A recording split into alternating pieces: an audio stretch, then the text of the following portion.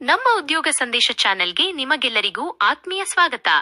ಇವತ್ತಿನ ವಿಡಿಯೋದಲ್ಲಿ ನಾವು ರೈಲ್ವೆಯ ಪ್ರಮುಖ ಹುದ್ದೆಗಳಾದ ಆರ್ಆರ್ಬಿ ಗ್ರೂಪ್ ಡಿ ಸಂಬಳದ ಬಗ್ಗೆ ಸಂಪೂರ್ಣ ಮಾಹಿತಿಯನ್ನು ತಿಳಿಯೋಣ.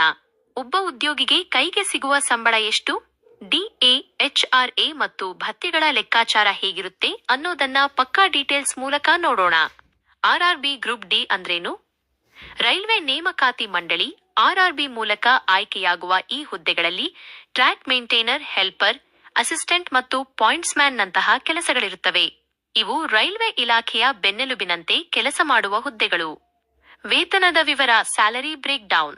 7ನೇ ವೇತನ ಆಯೋಗದ ಪ್ರಕಾರ ಗ್ರೂಪ್ ಡಿ ಹುದ್ದೆಗಳು ಲೆವೆಲ್ 1 ಪೇ ಮ್ಯಾಟ್ರಿಕ್ಸ್ಗೆ ಬರುತ್ತವೆ. ಮೂಲ ವೇತನ ಬೇಸಿಕ್ ಪೇ ತಿಂಗಳಿಗೆ 18,000 ರೂಪಾಯಿ ಇರುತ್ತದೆ. ಹೆಚ್ಚುವರಿ ಭತ್ಯೆಗಳು, ಅಲವೆನ್ಸಸ್.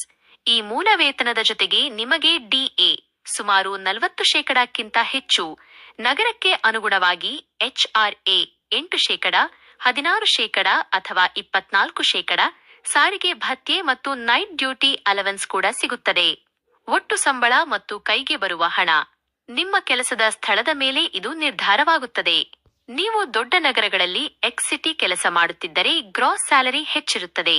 ಎಲ್ಲ ಕಡಿತಗಳ ನಂತರ ಎನ್ಪಿಎಸ್, ಪಿಎಫ್ ಇತ್ಯಾದಿ ಒಬ್ಬ ಹೊಸ ಉದ್ಯೋಗಿಗೆ ಅಂದಾಜು 20,000 ರೂಪಾಯಿದಿಂದ 25,000 ರೂಪಾಯಿವರೆಗೆ ಕೈಗೆ ಸಂಬಳ ಸಿಗಬಹುದು. ಭವಿಷ್ಯ ಮತ್ತು ಸೌಲಭ್ಯಗಳು.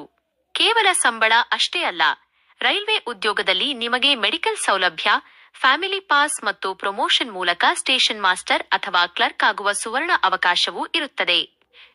ಕೊನೆಯ ಮಾತು, ಸ್ನೇಹಿತರೆ, ಈ ಮಾಹಿತಿ ನಿಮಗೆ ಉಪಯುಕ್ತ ಅನಿಸಿದರೆ ವಿಡಿಯೋವನ್ನು ಈಗಲೇ ಲೈಕ್ ಮಾಡಿ, ನಿಮ್ಮ ಸ್ನೇಹಿತರ ಜೊತೆ ಶೇರ್ ಮಾಡಿ.